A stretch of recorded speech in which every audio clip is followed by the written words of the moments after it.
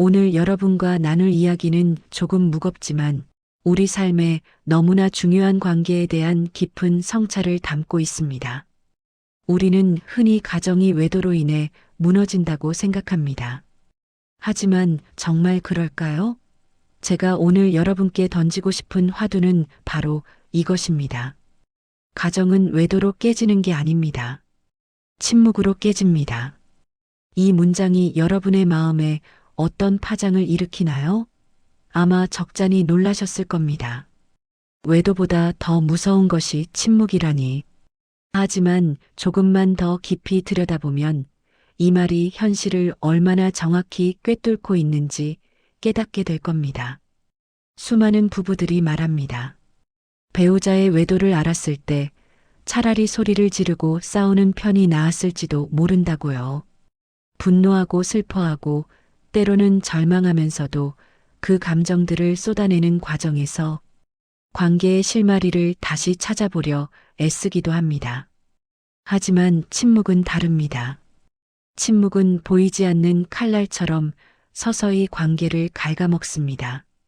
아무 말도 하지 않는 배우자, 서로에게 아무것도 묻지 않는 부부. 그 침묵 속에서 서로는 점점 더 멀어지고 결국은 돌이킬 수 없는 강을 건너게 되는 것이죠. 처음부터 침묵했던 부부는 없었을 겁니다. 뜨겁게 사랑했고 설레는 마음으로 가정을 꾸렸겠죠. 그런데 어느 순간부터 대화가 사라집니다. 오늘은 그냥 피곤해서, 내일은 어차피 말해도 소용없을 것 같아서 그렇게 하나둘씩 대화의 기회를 놓칩니다. 처음에는 작은 균열이었을 겁니다. 배우자가 퇴근하고 돌아와도 오늘 하루 어땠는지 묻지 않습니다. 주말에 뭘 하고 싶은지 의논하지 않습니다. 식탁에는 반찬 투정 대신 무거운 침묵만이 흐릅니다. 서로의 눈을 마주치는 일도 점점 줄어듭니다. 함께 드라마를 보면서도 각자의 휴대폰만 바라봅니다. 마치 같은 공간에 사는 룸메이트처럼 그저 의무적으로 함께 살고 있을 뿐입니다. 그 침묵이 깊어지면 이제 서로에게 어떤 기대도 하지 않게 됩니다. 배우자가 힘든 일이 있어도 먼저 묻지 않고 내가 어려운 상황에 처해도 기댈 마음이 사라집니다. 말해봤자 뭐해, 어차피 이해 못할 거야 라는 생각이 머릿속을 지배합니다. 처음에는 상대방에게 서운함과 불만이 가득했을 겁니다. 왜 나를 이해해주지 못할까? 왜 나에게 관심을 갖지 않을까? 하지만 시간이 흐르면서 그 서운함조차도 무뎌집니다. 이제는 체념과 무관심만이 남습니다. 더 이상 상처받고 싶지 않아서, 더 이상 기운 빼고 싶지 않아서 그냥 모든 것을 포기해버리는 것입니다. 함께 사는 공간에서 서로에게 아무런 감정도 느끼지 못하는 상태. 이것이 바로 침묵이 만들어내는 가장 비극적인 현실입니다. 침묵은 상대방에 대한 무관심을 낳고 무관심은 결국 서로를 남보다 못한 존재로 만들어버립니다. 마치 투명 인간처럼 같은 집에 있지만 존재하지 않는 것처럼 여기게 됩니다. 상대방의 존재 자체가 부담스럽거나 아무런 감흥도 주지 않는다면 그 관계는 이미 죽어버린 것이나 다름없습니다. 많은 부부들이 이렇게 말합니다. 이제는 배우자가 옆에 있어도 아무런 느낌이 없어요. 그냥 같이 사는 사람일 뿐이에요. 여자로도 남자로도 느껴지지 않아요. 이보다 더 슬픈 고백이 있을까요? 한때는 세상 전부였던 사람이 이제는 그저 일상의 배경으로 전락해버린 것입니다. 육체적으로는 함께 있을지 몰라도 정신적으로는 이미 완전히 분리된 상태인 거죠. 감정적 공감의 부재는 침묵을 더욱 깊게 만듭니다.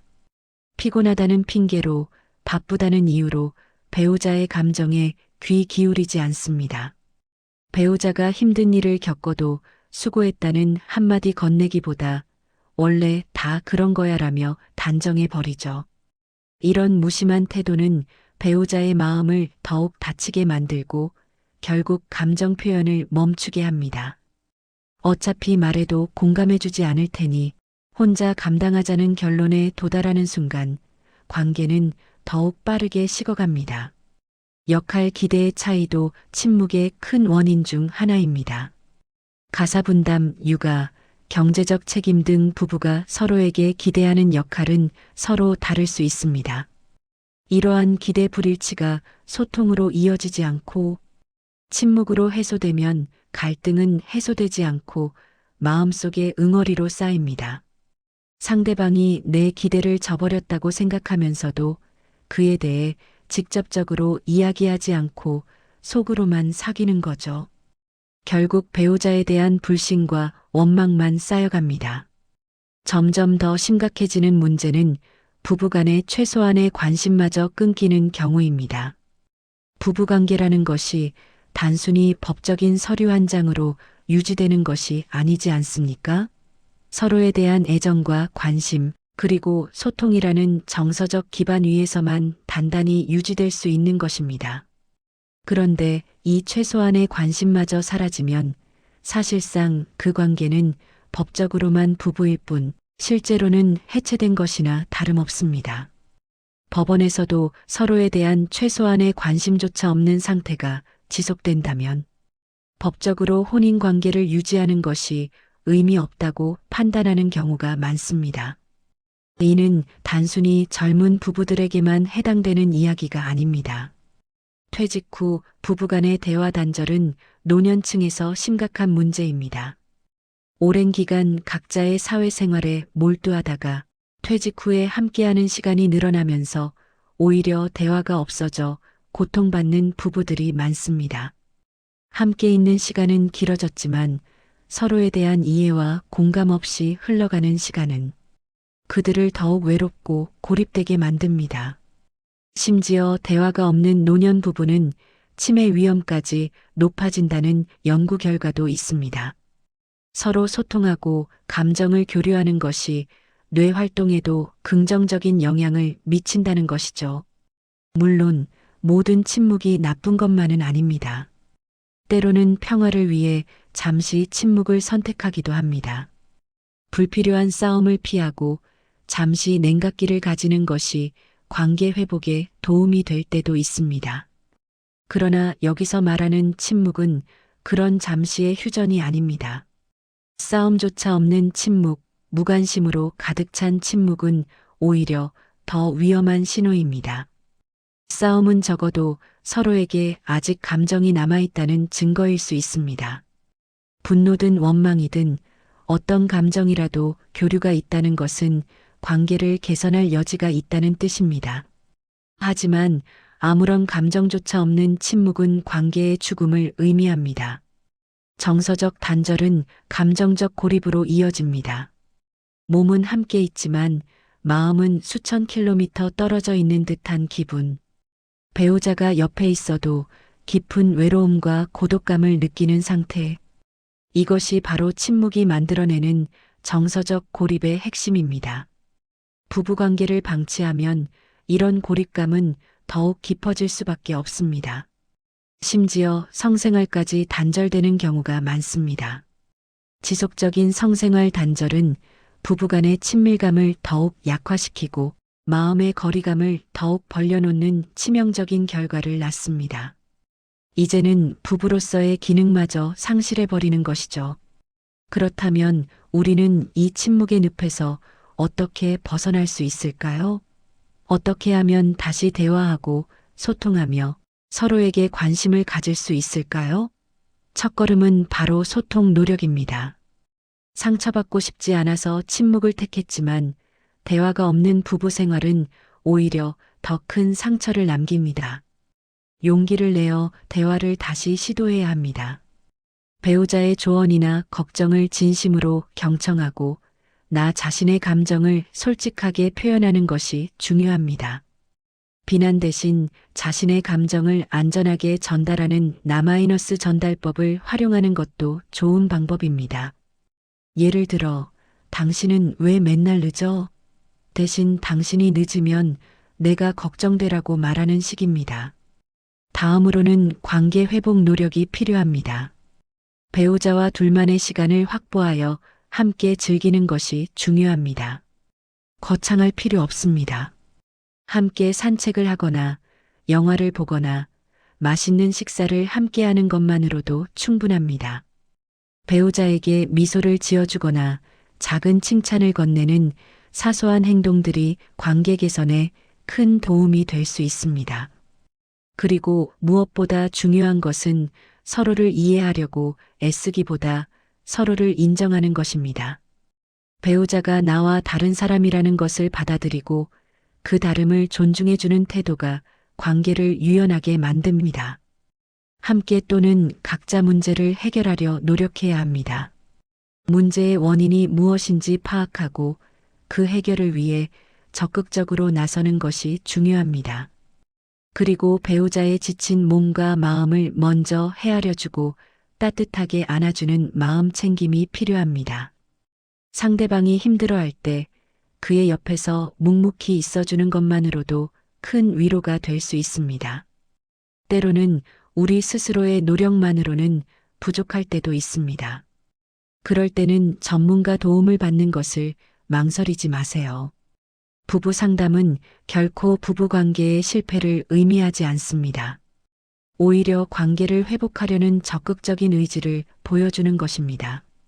전문가의 도움을 받아 문제점을 객관적으로 파악하고 효과적인 해결 방안을 모색할 수 있습니다. 마지막으로 긍정적인 태도를 유지해야 합니다. 관계 회복을 위해 노력하는 부부에게는 반드시 해결책이 있습니다. 배우자를 칭찬하고 배우자의 노력을 다른 사람들 앞에서 인정해주는 것은 자존감을 높여주고 관계에 긍정적인 에너지를 불어넣습니다. 그리고 무엇보다 사랑해, 고마워, 괜찮아, 소중해와 같은 애정 표현을 자주 사용하세요. 이 작은 말들이 침묵의 벽을 허물고 관계를 다시 이어주는 다리가 될 것입니다. 물론 어떤 관계는 돌이킬 수 없을 만큼 깊은 침묵 속에 잠겨 있을 수도 있습니다. 싸움조차 없는 침묵과 무관심은 때로는 정서적 학대로 간주되어 이혼 사유가 되기도 합니다.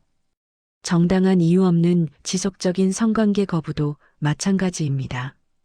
경제적 배신이나 가정폭력은 말할 것도 없습니다. 만약 관계 회복이 불가능하다고 판단된다면 용기 있는 결정을 내리는 것도 필요합니다. 하지만 그 전에 우리는 과연 최선을 다했는지 스스로에게 물어봐야 합니다. 사랑하는 여러분, 외도는 어쩌면 관계를 깨뜨리는 직접적인 원인이라기보다는 이미 침묵으로 인해 깨져버린 관계의 결과물일 수도 있습니다.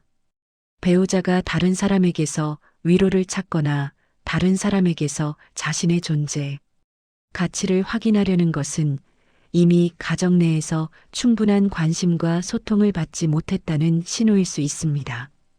그러므로 진정으로 가정을 지키고 싶다면 침묵의 벽을 허물고 대화의 문을 열어야 합니다. 서로에게 솔직해지고 서로의 감정에 귀 기울이며 서로를 인정하고 존중하는 노력이 필요합니다. 침묵은 편안함이 아닙니다. 침묵은 단절이고 무관심이며 궁극적으로는 관계의 죽음입니다. 지금 이 순간부터라도 배우자의 눈을 바라보고 진심으로 대화하세요. 오늘 하루 어땠어? 무슨 좋은 일 있었어? 힘든 건 없어? 이 간단한 질문들이 당신의 가정을 침묵이라는 그림자로부터 구원할 수 있는 첫걸음이 될 것입니다. 부디 여러분의 가정이 침묵이라는 함정에 빠지지 않고 사랑과 소통으로 가득 찬 따뜻한 보금자리로 영원히 남기를 진심으로 바랍니다. 감사합니다.